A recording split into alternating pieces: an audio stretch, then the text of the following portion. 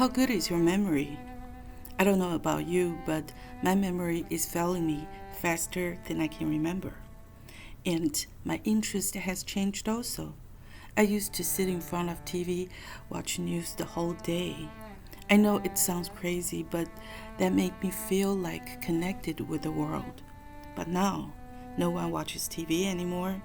Even the die-hard TV fan in their 80s watch news from their smartphones. And guess what?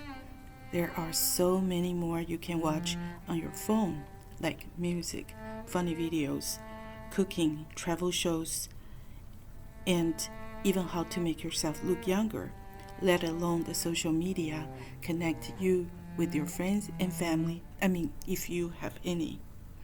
And we have so much trouble in our corner of the world. Who cares about problems elsewhere? Sad, right? You can't blame us. Who wants to hear bad news? Although I sometimes can't help myself from searching the latest Hong Kong protest developments. After all, I am a Chinese American. My father's cousins still live in Hong Kong, and as a peace-loving person, I don't want anything bad to happen. Since there is always two sides of every conflict, I won't trouble you with details, but I really feel bad for those naive Hong Kong people who took their anger to the street and airport. Hong Kong will be the world's second or third most densely populated country if it were a country. It is a global financial center and a popular tourist attraction spot. With violence like this and closed airport, what do you think will happen to Hong Kong?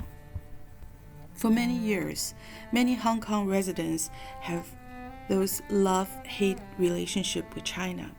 They love the cheap imports, abundant food, water, and electricity, and great business opportunities, but they hate to be part of China.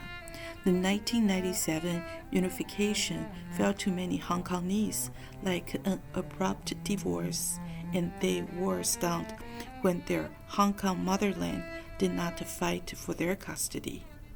Come on, face it. Don't ask what your country can do for you.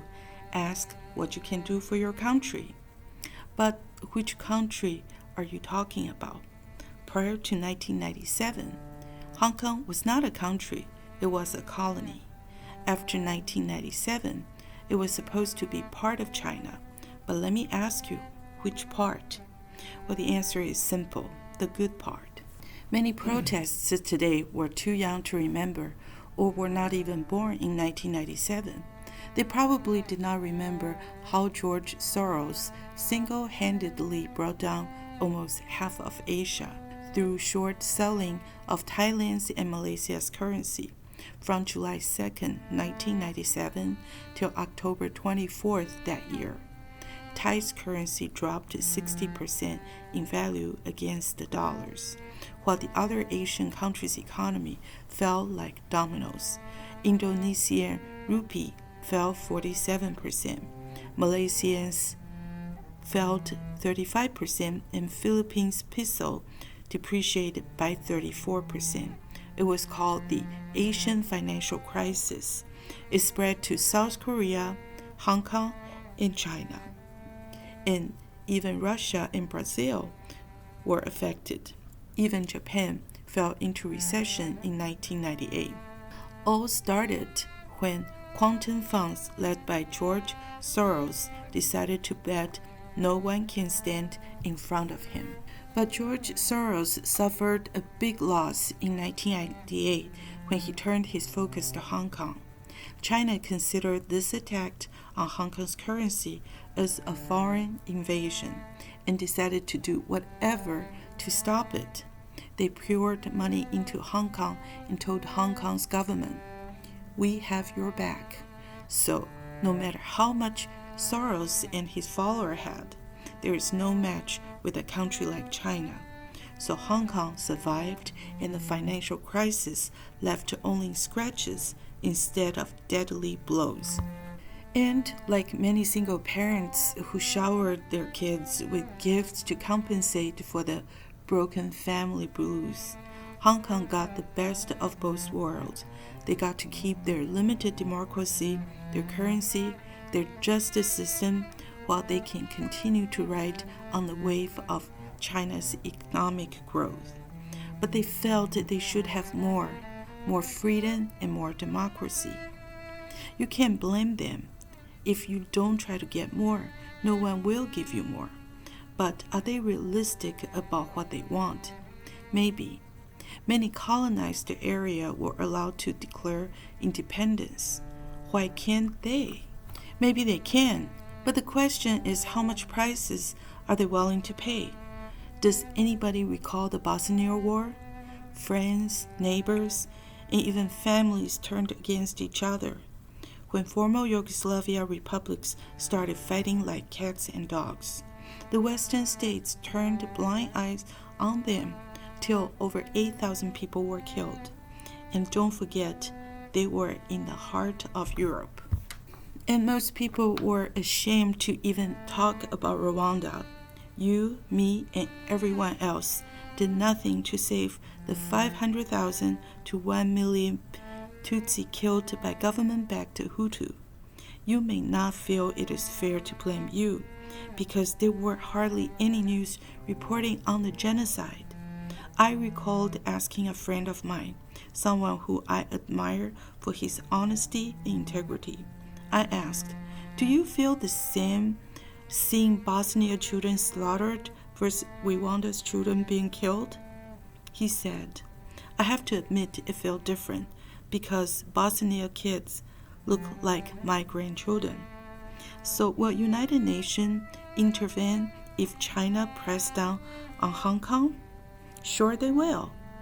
It is already hot news, but the real question is how much help?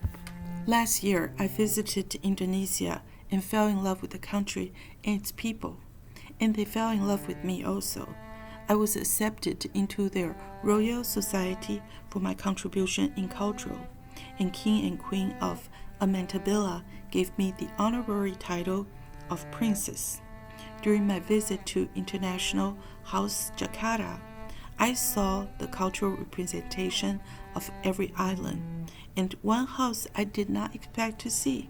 So I asked my host and several others, when was the last time Indonesia fought with another country? I was told it was a war with Malaysia after World War II, but people soon realized it was the wrong answer when I asked them about an international house I saw in the park. What about East Timor? East Timor was a Portuguese colony when other Indonesian islands were occupied by the Netherlands. It was close to Australia with 95% of the island residents with Catholic faith. When Australia decided to withdraw its support, Indonesian army took over the country. Then, when Indonesia had a new president, the East Timor found to have a huge oil reserve. International pressure forced Indonesia to allow vote on independence referendum in 1999. 78% of the Indonesian vote for independence, and they got it. During the vote, 21% wished to stay with Indonesia, which is no match with the overwhelming majority.